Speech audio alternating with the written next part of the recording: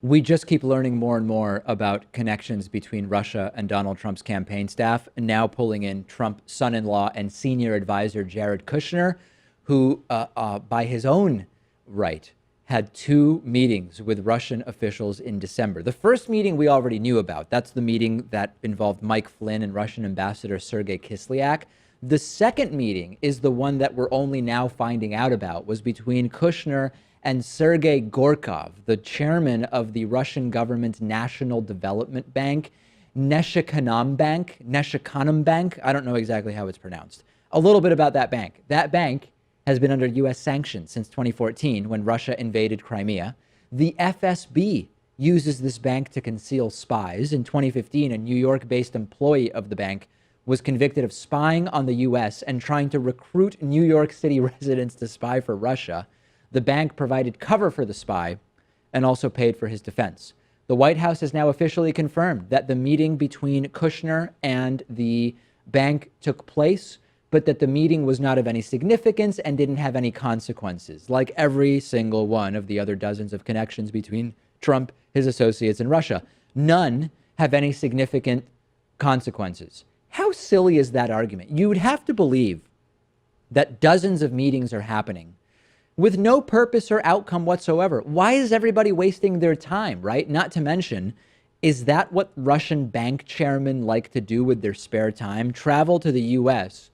to hang out with representatives of presidential campaigns and talk about nothing, achieve nothing, and get nothing done? Who believes that these meetings are of no consequence? Yet it's always what the White House says about the meetings between the Trump team and Russian officials. They didn't talk about anything important. Nothing came of it. Period. It's weird how often Russian officials are having face-to-face meetings with Trump officials, which they are reticent to admit even took place, but insist nothing of note was discussed. You'd have to be a moron to believe that. Well, Sergey Kislyak, the Russian ambassador, he's the most popular guy in Washington, it seems, isn't he?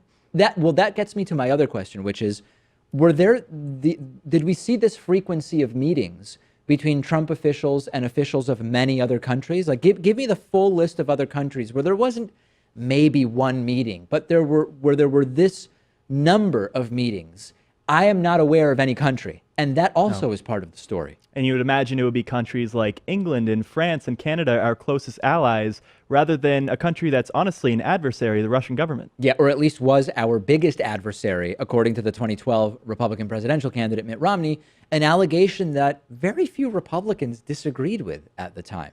And again, there's the incident and then there's the cover-up. Until this week, the White House had only admitted to one of Kushner's meetings with the Russian ambassador.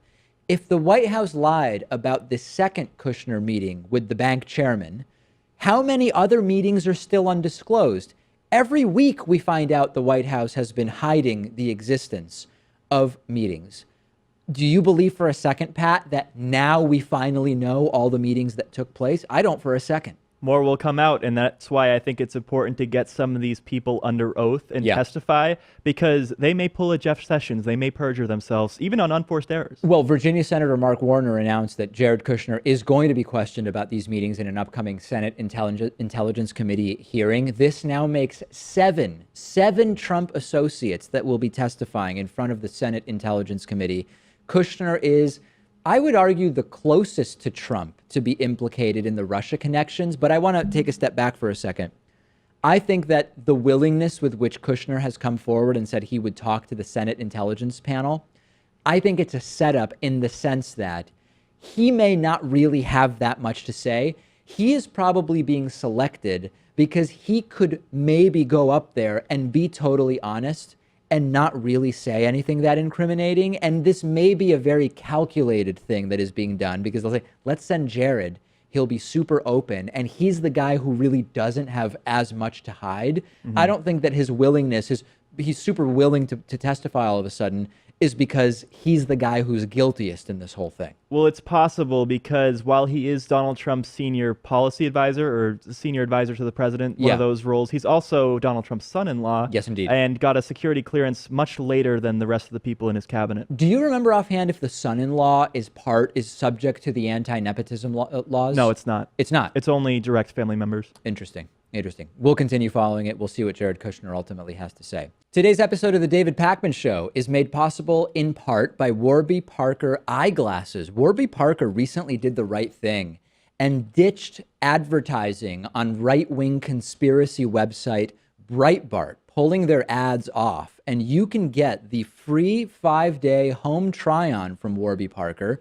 Check out their glasses. I use them when I'm not wearing contact lenses. I started with the free at-home trial. They send you 5 pairs of glasses.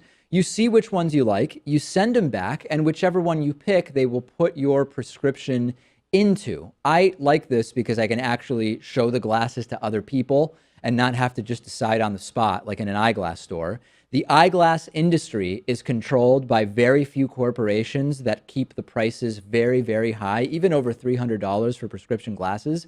With Warby Parker, they start at just $95. Mine costs that, including lenses. And for every pair sold, they give a pair to someone in need. So to try the 5 pairs and support the David Pakman Show, go to warbyparkertrial.com/TDPS.